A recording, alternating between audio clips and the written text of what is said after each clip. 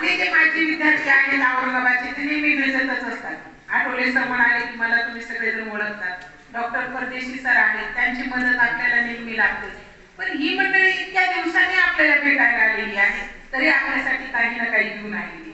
म्हणजे ही जी आत्मीयता आहे ती खरंच वाखाणण्याजोगी आहे आपल्या माजी विद्यार्थ्यांकडनं, आणि आजी विद्यार्थ्यांनी तशी जोपासावी याच्यासाठी त्यांच्याकडनं दिलेली ही शिदोरी आहे असं मला या ठिकाणी म्हणावंसं वाटतं.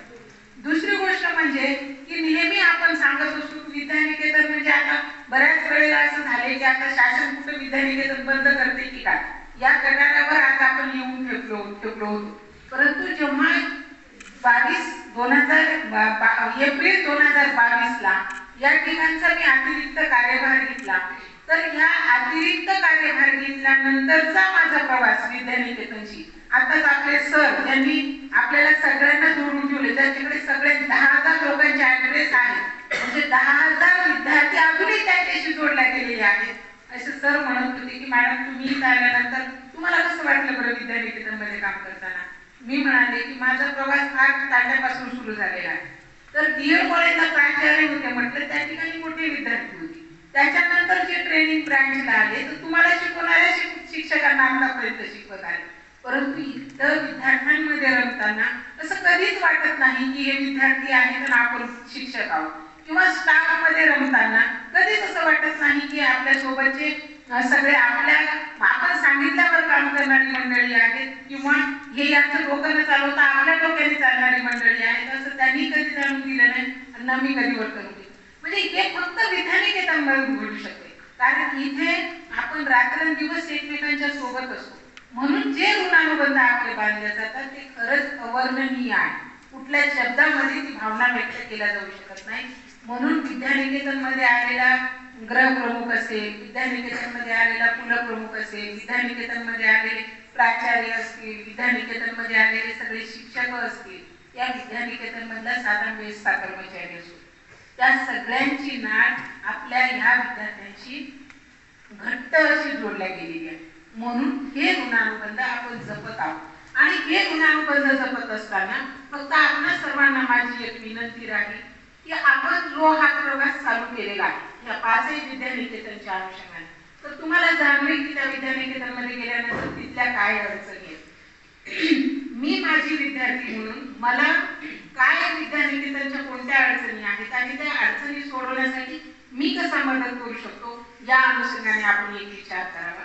दुसरी गोष्ट अशी आहे की इथे बऱ्याचशा समस्या आहेत, प्रवेशाच्या बाबतीत असतील किंवा अन्य काही समस्या असतील, भौतिक सुविधेच्या बाबतीत असतील, त्या पण आपण जाणून घ्या.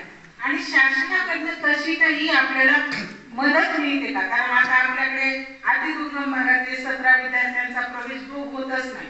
आता यावर्षी 17 विद्यार्थ्यांपैकी आपल्याला फक्त 4 विद्यार्थ्यांची यादी आली, एकही विद्यार्थी आदिवासीचा आपल्याकडे अतिदुर्गम भागातला प्रवेशाला आला नाही. तर 40 विद्यार्थ्यांमध्ये जर 17 मुलं हीच वगळल्या गेली तर खरंच वंचितांच्या मुलांना न्याय देऊ शकते का शासन विद्यानिकेतनच्या माध्यमातून? हे पण एक आज आत्मपरीक्षणाची गरज आहे.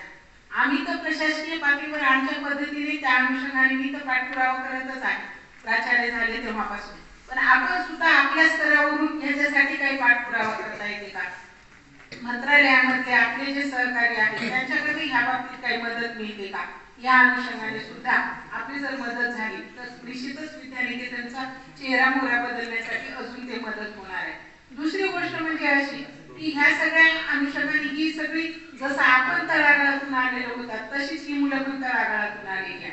परंतु उत्पन्नाचा स्लॅब आणि त्यांच्यासाठीच दिला जाणारा आहार भत्ता याच्यापुढे बरीच मोठी तफावत आहे. म्हणजे ज्या अनुषंगाने मला जरी खूप वाटतं की माझ्या मुलांना पौष्टिकच सगळं दिलं गेलं पाहिजे, पण 21 ते 60 रुपयामध्ये किती पौष्टिक आपण देणार आहोत हा पण एक विचार समोर येतो.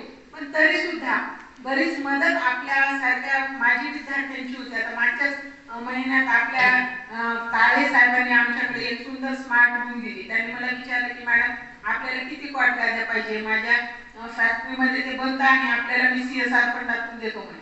मी म्हणाले सर मला कॉट गाद्या नको, माझी मुलं खाली झोपतील त्यांना सवय, पण मला एक डिजिटल स्मार्ट रूम द्या. कारण माझी इच्छा आहे की माझी मुलं जगाबरोबर चालल्या गेली पाहिजे. कारण त्यांच्यासमोर जर असं सगळं अद्ययावत तंत्रज्ञान नसेल तर ते कदाचित भविष्यात माफ करणार नाही की आमचे होते प्राचार्य पण आम्हाला काही आमचा काही त्यांनी इतर शाळांच्या प्राचार्यांसारखा विचार केला नाही किंवा शासनाकडनं तशी तरतूद मिळाली नाही म्हणून आम्ही त्याच्यापासून वंचितच आहे. ह्या अशा खूप साऱ्या गोष्टी बाकीच्या विद्यानिकेतनमध्ये असतील. अजूनही बऱ्याचशा गोष्टी आहेत प्रामुख्याने आपल्यासमोर मांडण्याचा प्रयत्न करते. ह्या सगळ्या अनुषंगाने आपल्याकडनं जी काही मदत मिळेल. आता सुद्धा मी थोड्या वेळापूर्वी जेव्हा आपल्याच माजी विद्यार्थ्यांशी चर्चा चालू होती तेव्हा सुद्धा बोलून गेले की विद्यानिकेतनचा प्राचार्य म्हणजे असं झालंय म्हणलं सर की दुबळी माझी झोळी किती माझ्या झोळीत माझ्या विद्यार्थ्यांसाठी पाडून घेता येते ह्या सगळ्या अनुषंगानेच नेहमी विचार करत असते म्हटलं. तर ह्या सगळ्याच विद्यानिकेतनच्या कमी जास्त प्रमाणात अशाच अडचणी असू शकतात. फीसच्या बाबतीत एकसूत्रता नाहीये पाचही विद्यानिकेतनमध्ये. हे एकसूत्रतेत कसं पाचही विद्यानिकेतनला बांधल्या जाईल या अनुषंगाने आपण सगळ्यांनी विचार करावा आणि त्या अनुषंगाने शासन दरबारी आपल्याला काही त्याच्यातून मार्ग काढता येतो का हे आपण आपल्या स्तरावर उतरण्यात यावं अशी आपल्या सगळ्यांना विनंती आहे.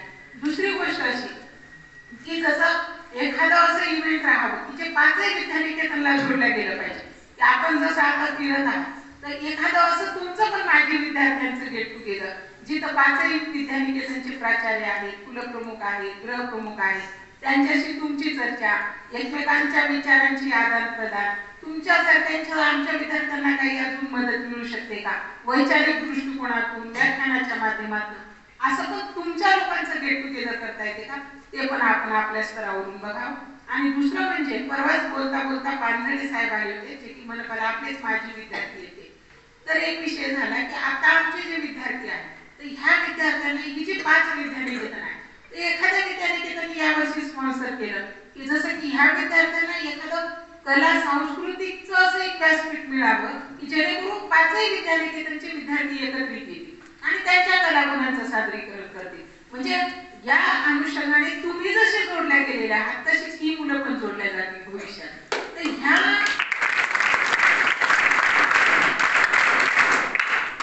अनुषंगाने आता तुम्ही सगळ्या पाचही विद्यानिकेतनच्या प्राचार्यांनी भेटणारच आहात तर ह्या अनुषंगाने त्यांचे पण मत विचार जाणून घ्या.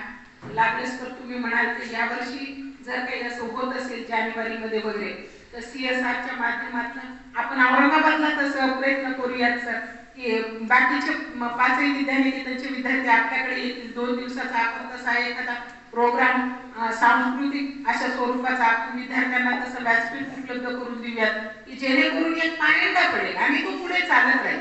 कारण कसं आहे की ह्या पदावर व्यक्ती येतात जातात तुम्ही सुद्धा मोठी मोठी पदं भूषवलेली व्यक्ती आहात आपण गेलो की त्या खुर्चीचं तिथे संपत आपलं मग त्याच्यानंतरचं काय अशी एखादी गोष्ट होऊन जावी की ती गोष्ट कायम चालत राहणार व्यक्ती म्हणून नाही परंतु त्या पदाने हे काम केलं होतं आणि त्या पदाच्या ह्या कामामुळे भविष्यात ह्या सगळ्या आठवणी आपल्याशी जोडल्या जातील आणि ही सुद्धा मुलं म्हणतील भविष्यात की आम्ही ह्या शासकीय विद्यानिकेतनचे विद्यार्थी होतो पण आम्ही भेटलो होतो कधीतरी धुळेच्या विद्यार्थ्यांना भेटलो होतो कधीतरी अमरावतीच्या विद्यार्थ्यांना भेटलो होतो कधीतरी पुसेगावच्या विद्यार्थ्यांना. कदाचित तेव्हा साहेबांसारखे लोक नसतील जोडायला पण ही विद्यार्थी जर जोडण्याचं काम जर आपण केलं आपल्या हातून ते घडलं तर ते खूप छानरित्या पुढे भविष्यात विद्यानिकेतनसाठी महत्त्वाचं ठरणार आहे. आणि आपल्या सर्वांचं मोलाचं सहकार्य विद्यानिकेतनला लाभतच आहे. तुम्ही ज्या ज्या विद्यानिकेतनशी कनेक्ट आहात त्या त्या विद्यानिकेतनला तुमचं सहकार्य लाभतच असेल याच्यात निश्चित वादच नाही. कारण आमच्याकडे तर आम्हाला म्हणजे मला तर खूप मानसिक आधार आमच्या माजी विद्यार्थ्यांचा वाटतो. कुठल्याही गोष्टीसाठी मी त्यांच्याशी शेअरिंग करू शकते माझ्या विद्यानिकेतनच्या अडचणीच्या बाबतीत असो चांगल्या गोष्टीच्या बाबतीत असो म्हणजे केव्हाही हात दिली तर आमचे आठवले साहेब असतील डॉक्टर परदेशी सर असतील आमचा गजू असेल हे सगळी मंडळी आमच्याकडे नेहमी धावून येतात की मॅडम तुम्ही चिंता करू नका आपण याच्यातून मार्ग काढू. आपण पण तशीच मदत करत असाल याच्यात वादच नाही. ह्या अनुषंगाने अशाच पद्धतीने आपण जोडल्या जावेत. सर्व कर्मचारी आमच्यासारखे ते पण जोडल्या जावे आणि ह्या औरंगाबादच्या शासकीय विद्यानिकेतनमध्ये आपलं खूप खूप स्वागत आहे. खूप वेळपासून आपल्यासाठी जेवण बनवून ठेवलेलं आहे. गारही झालंय ते जेवण परंतु गोड मानून घ्या आणि आपण या ठिकाणी जेवण करा फ्रेश व्हा आणि आमच्या विद्यार्थ्यांसाठी तुम्ही जी मदत दिली या सर्वांसाठी आणि तुम्ही आमच्या विद्यानिकेतनला भेट दिली आमच्या ज्या काही गोष्टी असतील विद्यानिकेतनच्या अनुषंगाने त्या तुम्ही जाणून घेण्याचा प्रयत्न केलात आणि तुमची पण मनोभूमिका या रॅलीच्या निमित्ताने काय आहे हे पण तुम्ही मांडण्याचा प्रयत्न केला. या सगळ्यासाठी मी आपले सर्वांचे मनापासून आभार मानते आणि या ठिकाणी थांबते. धन्यवाद.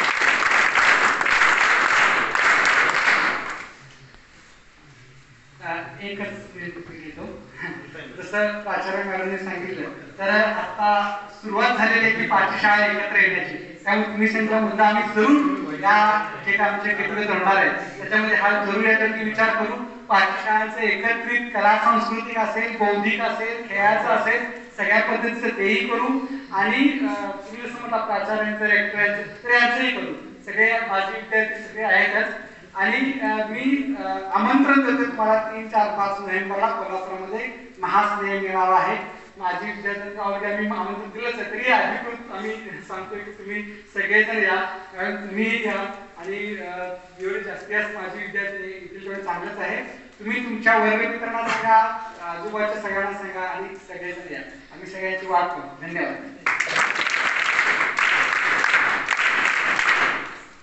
धन्यवाद मॅडम. त्यांनी आपल्या मनोगतामधून माजी विद्यार्थ्यांनी काय करायला पाहिजे यांच्या ज्या काही सूचना केल्या त्याच्यावर निश्चितच आपण सर्व माजी विद्यार्थी त्याच्यावर काम करत आहोत, करत राहू आणि करणारच आहोत. मित्रांनो, तुम्हालाही लक्षात आलं असेल की आम्ही तुमच्यासारखेच असे कधी काळी असे बसलेले आज तुमच्या समोर हे सगळेजण दिसत आहेत. त्याप्रमाणे तुम्हाला बनायचंय आणि तुम्हालाही तसं काही मोठं व्हायचंय हा विचार तुमच्या डोक्यात यायला पाहिजे. हा याच्या पाठीमागचा प्रमुख उद्देश आहे. आजच्या या निमित्ताने तुमच्यासाठी माझे विद्यार्थ्यांतर्फे काही खाऊ म्हणून तुमच्यासाठी काही आणलेलं आहे. तर ते प्रत्येक विद्यार्थ्याला दिलं जाईलच, पण प्रतिकात्मक म्हणून तुमच्या आजचा जो स्कूल कॅप्टन आहे मला वाटतं तुपे आणि पोकळे या दोघांना मी प्रतिकात्मक म्हणून इकडे बोलवतो. तर त्यांनी यावं. तुमच्या सगळ्यांना नंतर ते दिलं जाईल आणि आजचं हे खाऊ वाटप करण्याच्या